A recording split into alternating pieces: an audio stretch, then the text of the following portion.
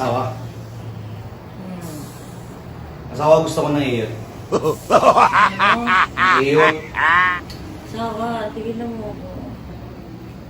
Asawa, ilang buwan na tayo hindi nag-iyot. Promise, gusto ko na talaga mag-iyot tayo. Ang dami mo laging excuse, asawa. Lagi mo sabihin sa akin, may ginagawa ka, o magbibideo ka, o masakit yung ganito mo. Ang dami, bakit ba?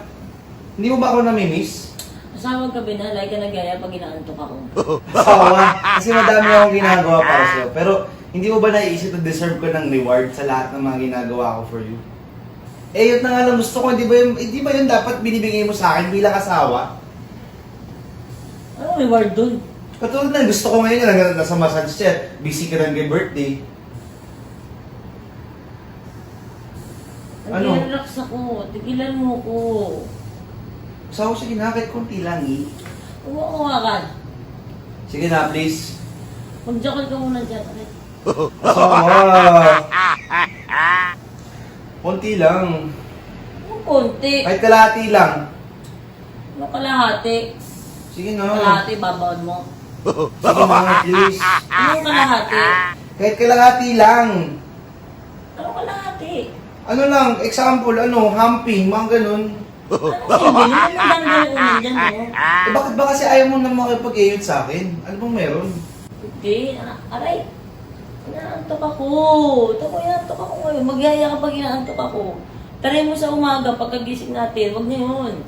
Asawa, wala naman siguro pagkabagong gising mo. Tara, ayaw tayo. Diba? This is the perfect time, asawa. It's 6 p.m., magagabi na. 6 p.m. pa lang. Kapag kantutan mga 1 a.m. yan. Alauna, tulog ka na nun. Exactly. Tulog na nga ako. Hindi wala. Wala mo nangyari. Ba't ba anong-ano ka ba? Bigla. Hindi naman sa ganun, asawa. Siyempre, ilang buwan na rin, ilang linggo na din. Napapagod nga. Siyempre, kailangan ko din i-release yung stress ko. Makipag-chat ka muna sa iba. Napapayagan kita. Pagod ako. Wow! Pagod ako. Ano mo sasabihin sa akin yun? Makipag-chat ka muna kung talaga. Aray! Kung talagang ano-ano. Hindi na ako nakapag-relax dito. Kinakagat ako. Asawa, grabe ka naman sa akin. Gusto ko lang naman ng iyot. Hindi ko nga kayang ibigay. Ba't di mo kaya ibigay? May titi rin ako. Sabi mo?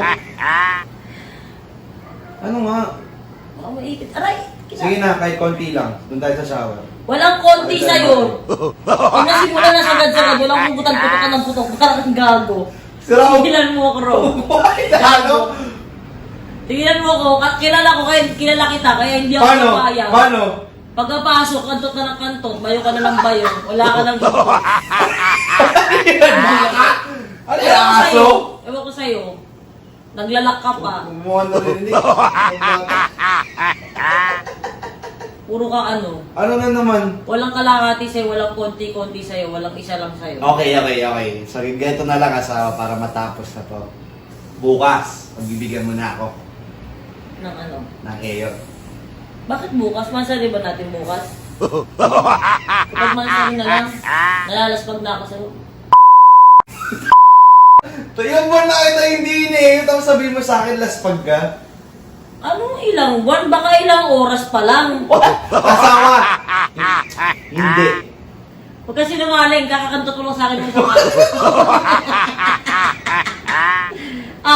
Kung iiga, kakabigay ko lang sa'yo. Gusto ko nga asawa hindi yun considered. Hindi considered, sabi mo, kasi wala. Asawa hindi considered yun kasi may shorts ka. Okay? Hindi considered yun. Hindi consider yun, sabi mo, kasi walang tsupa. Eh, paano ko nga tsupain kung may singaw ako? Ano singaw? May singaw nga yung bibig ko, paano ko tsupain? Asawa pwede naman yun, pwede mo lagyan ng band-aid. Anong band-aid? Yung maliit lang na band-aid na parang pimple size. Bahala ka pa, ikaw nagkasingaw yung titi mo. Ano? Ano ba yan? O bukas na lang. Sa mga sari na lang. Malapit. Asawa 12 days pa yun. Oo, dito na sa August 12. Wala. Wala. Ganun talaga. Pero mansari na lang. Sa mga sari na lang.